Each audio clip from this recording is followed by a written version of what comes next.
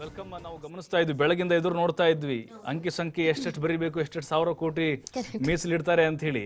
ಇದು ನಾವು ಹೇಳ್ದಂಗೆ ನಾವು ಟೈಟಲ್ ಕೊಟ್ಟಾಗೆ ಮೋದಿ ಚುನಾವಣಾ ಬಜೆಟ್ ಆಗಿ ಪರಿಣಾಮ ಆಯಿತು ಅಂತ ಹೇಳಿದ್ರು. ಎಕ್ಸಾಕ್ಟ್ಲಿ. ಈಗ ಪ್ರತಿ ಬಾರಿಯೂ ಯಾವುದೇ ಬಜೆಟ್ ಆಗಿದ್ರು ನಮ್ಮ ಕರ್ನಾಟಕಕ್ಕೆ ಏನಿರುತ್ತೆ ಅನ್ನೋ ನಿರೀಕ್ಷೆ ಅಂತೂ ಇತ್ತು. ಈ ಬಾರಿ ನಾವು ಆ ನಿರೀಕ್ಷೆಗಳನ್ನ ಇಟ್ಕೊಂಡಿದ್ವಿ. ಮತ್ತೆ ಎಲೆಕ್ಷನ್ ಆಗಿರೋದ್ರಿಂದ ಗೊತ್ತಿತ್ತು ಇದು ಬಿಜೆಪಿಯ ಏನೆಲ್ಲ ಯೋಜನೆಗಳಿದ್ವು, ಕಾರ್ಯಗಳಿದ್ವು, ಅದ್ರ ಬಗ್ಗೆ ಹೈಲೈಟ್ ಮಾಡ್ತಾರೆ ಅನ್ನೋದೊಂದು ಇತ್ತು. ಬಟ್ ಒಂದು ಹೋಪ್ ಕೂಡ ಆಯ್ತು. ಈಗ ಮಧ್ಯಂತರ ಬಜೆಟ್ ಅಂತಾನೆ ನಾರ್ಮಲ್ ಆಗಿ ಹೌದು ಹೇಳ್ಕೊಳ್ಳುವಂತ ವಾವ್ ಅನ್ನೋ ಹಾಗಿಲ್ಲ ಅಂತ ಅಂದ್ರೂ ಅಟ್ಲೀಸ್ಟ್ ಸರ್ಕಾರದ ಮುಂದಿನ ದೃಷ್ಟಿಕೋನಗಳಿಗೆ ಏನಿದೆ ಅನ್ನೋದ್ರ ಬಗ್ಗೆ ಆದ್ರೂ ಒಂದು ಕ್ಲಾರಿಟಿ ಇರುತ್ತೆ ಅಂತ. ಸೊ ಬಟ್ ನಂಗೆ ಆಶ್ಚರ್ಯ ಅಂತ ಅನಿಸ್ತಿರೋದು, ಸಮಯ ಕೂಡ ಇಷ್ಟು ಕಡಿಮೆ ಅವಧಿಯಲ್ಲಿ ಒಂದು ಮಧ್ಯಂತರ ಬಜೆಟ್ ಮಂಡನೆ ಆಗತ್ತೆ ಅಂತ ಅಂದ್ರೆ ನಿರೀಕ್ಷೆಗಳನ್ನ ಇಟ್ಕೊಂಡಿದ್ವಲ್ಲ. ಈಗ ನಾವು ಬೇರೆ ಎಲ್ಲವನ್ನೂ ಹೊರತುಪಡಿಸಿ ಕೇವಲ ನಮ್ಮ ರಾಜ್ಯದ ವಿಚಾರಕ್ಕೆ ಬರೋದಾದ್ರೂ ಕೂಡ ರೈಲ್ವೆ ಇಲಾಖೆಗೆ ಸಂಬಂಧಪಟ್ಟಂತೆ, ಹೆದ್ದಾರಿ ವಿಚಾರಕ್ಕೆ ಸಂಬಂಧಪಟ್ಟಂತೆ, ಒಂದಷ್ಟು ನೀರಾವರಿ ಯೋಜನೆಗಳಿಗೆ ಸಂಬಂಧಪಟ್ಟಂತೆ, ಎತ್ತಿನ ಹೊಳೆ ಆಗಿರ್ಬೋದು, ಈ ತರದೊಂದಷ್ಟು ಯೋಜನೆಗಳಿಗೂ ಕೂಡ ನಾವು ನಿರೀಕ್ಷೆಯನ್ನ ಇಟ್ಕೊಂಡಿದ್ವಿ. ನಮ್ಗೆ ಈ ಬಜೆಟ್ ನಲ್ಲಿ ಏನಾದ್ರೂ ಸಿಗುತ್ತಾ ಅಂತ. ಬಿಕಾಸ್ ಲೋಕಸಭಾ ಚುನಾವಣೆ ಇರೋದ್ರಿಂದ ಮೇ ಬಿ ಕಾನ್ಸಂಟ್ರೇಷನ್ ಮಾಡ್ತಾರೇನೋ, ಏನಾದ್ರೂ ನಮಗೆ ಜಾಸ್ತಿ ಲಾಭ ಸಿಗಬಹುದೇನೋ ಅಂತ. ಬಟ್ ಈ ನಿರೀಕ್ಷೆ ಎಲ್ಲ ಹುಸಿ ಆಗಿರೋದು ನಿಜವಾಗ್ಲೂ ಒಂಥರ ಅನಿಸ್ತಾ ಇದೆ ಅಷ್ಟೇನೆ. ಇನ್ನೊಂದು ರಾಮ ಮಂದಿರ, ಅದರ ಜೊತೆಗೆ ಲಕ್ಷದ್ವೀಪ, ಈ ವಿಚಾರನ ಹೈಲೈಟ್ ಮಾಡಬೇಕಾಗಿತ್ತು. ಅದಕ್ಕೊಂದು ಭಾಷಣ ಮಾಡೋದಕ್ಕೊಂದು ವೇದಿಕೆ ಬೇಕಾಗಿತ್ತು. ಅದನ್ನ ಬಳಸ್ಕೊಂಡ್ರೇನೋ ಅಂತ ಅನ್ನಿಸ್ತಾ ಇದೆ. ಬಿಟ್ರೆ ಬಹಳ ಹುಸಿ ಆಗಿರೋದು. ನಿಮಗೇನೆಲ್ಲ ನಿರೀಕ್ಷೆ ಇತ್ತು ಪ್ರಭು ಇವತ್ತಿನ ಬಜೆಟ್ ಬಗ್ಗೆ? ಆಕ್ಚುಲಿ ಬೆಳಗ್ಗೆಯಿಂದ ಇದು ತೆರಿಗೆ ವಿನಾಯಿತಿದು ಅದು ಫಿಕ್ಸ್ಡ್ ಇತ್ತು. ಸ್ವಲ್ಪ ಅದು ವಿನಾಯಿತಿ ಕೊಡ್ತಾರೆ ಅಂತ ಹೇಳಿ ಹಾಲಿ ಪದ್ಧತಿನೇ ಮುಂದುವರಿಸ್ತಾ ಇದ್ದಾರೆ. ಅದ್ರ ಬಿಟ್ರೆ ಹೊಸ ಘೋಷಣೆಗಳೀಗ ಮಧ್ಯಪ್ರದೇಶ, ರಾಜಸ್ಥಾನ, ಬೇರೆ ಬೇರೆ ಕಡೆ ಮೋದಿ ಕಿ ಗ್ಯಾರಂಟಿ ಅಂತ ಮಾಡಿದ್ರು. ಹೊಸ ಘೋಷಣೆ ಏನಾದ್ರು ಮಾಡ್ತಾರ, ಒಂದ್ 2-3 ಆದ್ರೂ ಮಾಡ್ತಾರ ಅಂತ ಅನ್ಕೊಂಡಿದ್ವಿ. ಈಗ ಮಧ್ಯಂತರ ಬಜೆಟ್ ಆಗಿರೋದ್ರಿಂದಾಗಿ ಲೋಕಸಭೆ ಚುನಾವಣೆವರೆಗೂ ಅಷ್ಟೇ ಅಸ್ತಿತ್ವದಲ್ಲಿರೋ ಸರ್ಕಾರ ಅಂತ ಹೇಳಿ ಅದಕ್ಕೆ ಮಾತ್ರ ಒಂದ್ 3-4 ತಿಂಗಳಿಗೆ ಸೀಮಿತವಾಗಿ ಮಾತ್ರ ಈ ಬಜೆಟ್ ಖಂಡಿತವಾಗ್ಲೂ ಮಾಡ್ದಂಗೆ ಕಾಣಿಸ್ತಾ ಇದೆ. ನಂಗೆ ಅನಿಸ್ತಾ ಇದೆ ಇದು ಚುನಾವಣೆ ಬಜೆಟ್ ತರ ಕಾಣಿಸ್ತಾ ಇಲ್ಲ. ಭರಪೂರ ಕೊಡುಗೆ ಘೋಷಣೆ ಆದ್ರೂ ಮಾಡ್ಬೇಕಾಗಿತ್ತು. ಹಣ ಬಿಡುಗಡೆ ಮಾಡಿ ಬಿಡ್ಲಿ, ಘೋಷಣೆ ಆದ್ರೂ ಮಾಡ್ಬೇಕಾಗಿತ್ತು. ಅದು ಕೂಡ ಆಗಿಲ್ಲ. ಹಾಗಾಗಿನೇ ಈಗ ನೀವ್ ಹೇಳಿದಾಗೆ ರಾಜ್ಯದ ಜನರು ಕೂಡ ನಿರೀಕ್ಷೆ ಇಟ್ಕೊಂಡಿದ್ರು. ಈ 2023ರಲ್ಲೇ ನಮ್ಮ ಪಾಲಿನ ಹಣ ಬಂದಿಲ್ಲ, ಆ ಹಣ ಆದ್ರೂ ಬಿಡುಗಡೆ ಆಗುತ್ತೆ ಅಂತ ಅನ್ಕೊಂಡಿದ್ರು. ಏಮ್ಸ್, ರೈಲ್ವೆದು, ನೀರಾವರಿದು ಒಂದು ಪಟ್ಟಿನ ರೆಡಿ ಮಾಡಿದ್ವಿ ನಾವು. ಹಾಗಾಗಿನೇ ಇವತ್ತಿನ ಬಜೆಟ್ ನಿಜಕ್ಕೂ ಇಲ್ಲಿವರೆಗೂ ನಾವು ಇತಿಹಾಸ ನೋಡಿದ್ರೆ, ಸ್ವತಂತ್ರ ಭಾರತದ ಆರಂಭದಲ್ಲಿ ಷಣ್ಮುಗಂ ಚೆಟ್ಟಿ ಅವರು ಮೊದಲು ಭಾಷಣ ಮಾಡಿದ್ರು. ಅದಾದ್ಮೇಲೆ PV ನರಸಿಂಹರಾವು ಸ್ವಲ್ಪ ಸಮಯದ ಒಂದ್ ಗಂಟೆ ಅಂತ ಮಾಡಿದ್ರಂತೆ ಮಧ್ಯಂತರ ಬಜೆಟ್. ಅದಾದ್ಮೇಲೆ ನಿರ್ಮಲಾ ಸೀತಾರಾಮನ್ ಅವ್ರದ್ದು ಒಂದ್ ರೀತಿ ದಾಖಲೆ ಅತಿ ಕಡಿಮೆ ಸಮಯದ ಮಧ್ಯಂತರ ಬಜೆಟ್ ಆಗಿ ಉಳಿತಾ ಇದೆ. ಬಟ್ ನಿಜಕ್ಕೂ ಅದು ಅನಿಸ್ತಾ ಇದೆ ಇಲ್ಲಿ ಯಾವ ರೀತಿ ಕೇಂದ್ರ ಸರ್ಕಾರ ಸ್ಟ್ರಾಟಜಿ ಮಾಡಿದಿರಬಹುದು ಅಂತ ಹೇಳಿ, ಬ್ಯಾಲೆನ್ಸಿಂಗ್ ಮಾಡಿರಬಹುದು ಅಂತ ಹೇಳಿ. जो जात प्रधानमंत्री के मस्तिष्क में है, हमारी महिलाएं, हमारे नौजवान, हमारे गरीब, हमारे अन्नदाता, उनके पूर्ण रूप से ऊर्जावान होने के आधार पे ही भारत आगे बढ़ेगा. और जो नए नए कीर्तिमान हर एक क्षेत्र में हमने स्थापित किए, चाहे वो संरचना हो, चाहे प्रधानमंत्री आवास योजना हो, जो चाहे गरीब कल्याण योजना हो, चाहे आयुष्मान कार्ड योजना हो, एक एक क्षेत्र में हमारे नौजवानों ने नए कीर्तिमान स्थापित किए. चाहे ओलंपिक्स हो, चाहे कोई भी प्रतिस्पर्धा हो, भारत अब आगे बढ़ चुका है. यही समय है, सही समय है. बहुत बहुत धन्यवाद.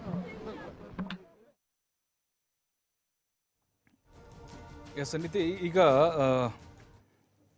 ಕೇಂದ್ರ ಸರ್ಕಾರ ಯಾವ ರೀತಿ ಇದರಲ್ಲಿ ಎಚ್ಚರಿಕೆ ಹೆಜ್ಜೆ ಇಟ್ಟಿರ್ಬೋದು ಅಂತ ಹೇಳಿದ್ರೆ, ಈಗ ಭರಪೂರ ಘೋಷಣೆಗಳನ್ನ ಮಾಡಿದ್ರು ಅದಕ್ಕೊಂದು ಟೀಕೆ ಬರುತ್ತೆ. ಚುನಾವಣೆ ಹತ್ರ ಬಂದಿದೆ, ಚುನಾವಣೆ ಗಿಮಿಕ್ಗೋಸ್ಕರ ಈ ರೀತಿ ಘೋಷಣೆ ಮಾಡಿದ್ದೀವಿ ಅಂತ ಹೇಳಿ. ಹಾಗಾಗಿ ಈಗಿರುವಂತಹ ಯೋಜನೆಗಳನ್ನ ಸ್ವಲ್ಪ ಹೈಲೈಟ್ ಮಾಡಿ ತೋರ್ಸೋಣ ಅಂತ ಹೇಳಿ ಒಂದು ರೀತಿ ಚುನಾವಣಾ ಪ್ರಣಾಳಿಕೆಯಲ್ಲಿ ಏನು ಘೋಷಣೆ ಮಾಡ್ತೀವೋ ಅದೇ ರೀತಿಯಾಗಿ ಸರ್ಕಾರದ 10 ವರ್ಷದ ಸಾಧನೆಗಳನ್ನ ಇಡೀ ದೇಶಕ್ಕೆ ಗೊತ್ತಾಗೋ ತರ ಹೇಳೋಣ ಅಂತ ಒಂದು ವೇದಿಕೆ ಸೃಷ್ಟಿ ಮಾಡ್ದಂಗೆ ಕಾಣಿಸ್ತಾ ಇದೆ. ಯೂಶಲಿ ನಾವು ಬಜೆಟ್ ಮಂಡನೆ ಅಂತ ಬಂದಾಗ ಪ್ರಭು ನಾವುಗಳು ಕೂಡ ತಯಾರಿಯನ್ನ ಮಾಡ್ಕೊಂಡಿರ್ತೀವಿ.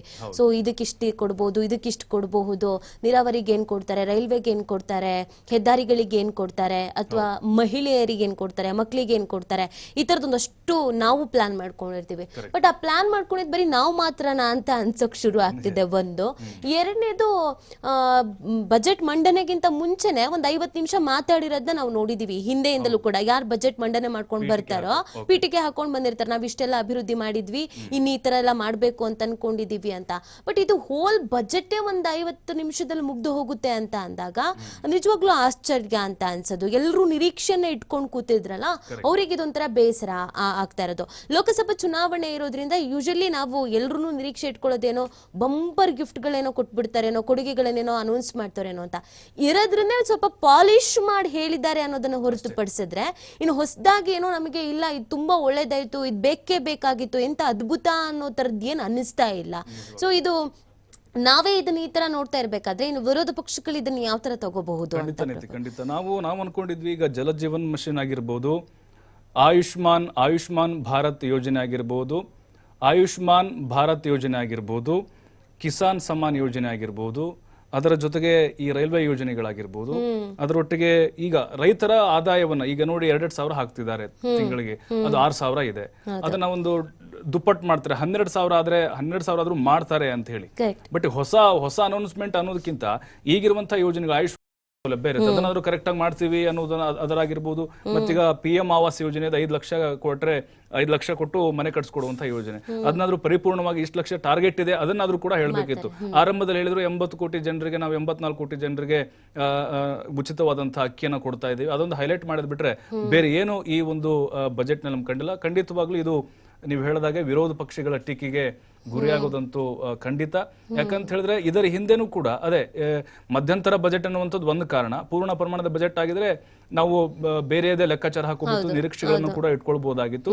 ಚುನಾವಣೆ ಕೂಡ ಈಗ ಹತ್ರ ಇರೋದ್ರಿಂದಾಗಿ ಈಗ ಬೇಡ ತಲೆ ಬಿಸಿ ಮಾಡ್ಕೊಳ್ಳೋದು, ಮತ್ತೆ ಘೋಷಣೆ ಮಾಡಿ ಮತ್ತೆ ಅದರಿಂದ ಅವಮಾನಕ್ಕೊಳಗಾಗೋದು ಬೇಡ ಅನ್ನುವಂಥದ್ದು ಒಂದೇ ಒಂದು ಲೆಕ್ಕಾಚಾರ ಇದೆ ಖಂಡಿತವಾಗಿ. ಇದ್ರ ಜೊತೆಗೆ ಮಾತಾಡ್ತಾ ಹೇಳ್ತಾರೆ 2080 ಅಭಿವೃದ್ಧಿ ರಾಷ್ಟ್ರ ಮಾಡ್ತೀವಿ ಅನ್ನೋದೊಂದು ಪಣ ತೊಟ್ಟಿದ್ದೀವಿ ಅಂತಂದ್ರೆ, ಈ ಲಕ್ಷದ್ವೀಪ ಪ್ರಧಾನಿ ನರೇಂದ್ರ ಮೋದಿ ಅವರು ಹೋಗು ಬಂದ್ಮೇಲೆ ಒಂದು ಅಭೂತಪೂರ್ವವಾದಂತ ಬೆಂಬಲ ಸಿಗತ್ತೆ, ಅದಕ್ಕೆ ಯಾವ ತರದ ರೆಸ್ಪಾನ್ಸ್ ಸಿಕ್ತು ಅನ್ನೋದ್ರ ಮೇಲೆ ಇಲ್ಲಿ ಹೈಲೈಟ್ ಆಗಿ ಮಾತಾಡ್ತಾರೆ. ಅದರಿಂದ ಉದ್ಯೋಗ ಸೃಷ್ಟಿ ಆಗತ್ತೆ ಅನ್ನೋದನ್ನ ಕೂಡ ಹೇಳ್ತಾರೆ. ಅಲ್ಲಿನ ಸ್ಥಿತಿಗತಿಗೆ ಏನಿದೆ, ಏನೆಲ್ಲ ಬದಲಾವಣೆ ಆಗ್ಬೇಕಾಗತ್ತೆ ಅದ್ರ ನಿರೀಕ್ಷೆನ ಎಲ್ಲರೂ ಇಟ್ಕೊಂಡೇ ಇದ್ದಾರೆ.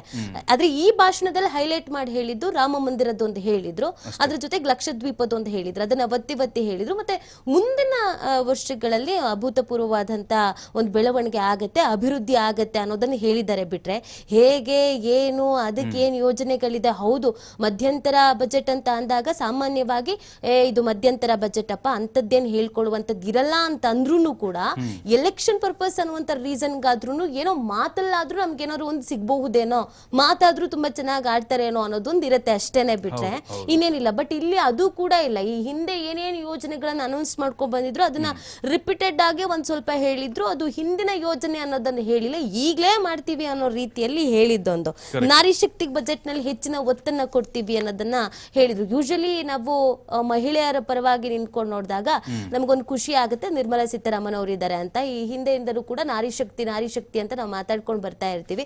ಸೊ ಇವತ್ತಿನ ಬಜೆಟ್ ವಿಚಾರದಲ್ಲೂ ಕೂಡ ಅವರು ಹೈಲೈಟ್ ಪಾಯಿಂಟ್ಸ್ ಅನ್ನುವಂತ ರೀತಿಯಲ್ಲಿ ನಾರಿ ಶಕ್ತಿಗೆ ಹೆಚ್ಚಿನ ಒತ್ತನ್ನ ಕೊಡ್ತೀವಿ, ಮುಂದಿನ ದಿನಗಳಲ್ಲಿ ಕೊಡ್ತೀವಿ. ಅಂದ್ರೆ ಒಂದು ಭಾಷಣ ಮಾಡುವಂತ ಸಂದರ್ಭದಲ್ಲಿ ನಾವ್ ಹೆಂಗ್ ಭಾಷಣ ಮಾಡ್ತೀವೋ ಆ ರೀತಿಯಾಗಿ ಮಾಡಿ ಮುಗಿಸಿದ್ರು, ಕೈ ತೊಳ್ಕೊಂಡ್ರು ಅಂತ ಅನಿಸ್ತಾ ಇದೆ ಪ್ರಭು ಇದನ್ನೆಲ್ಲ ನೋಡ್ತಾ ಇದ್ರೆ. ಈಗ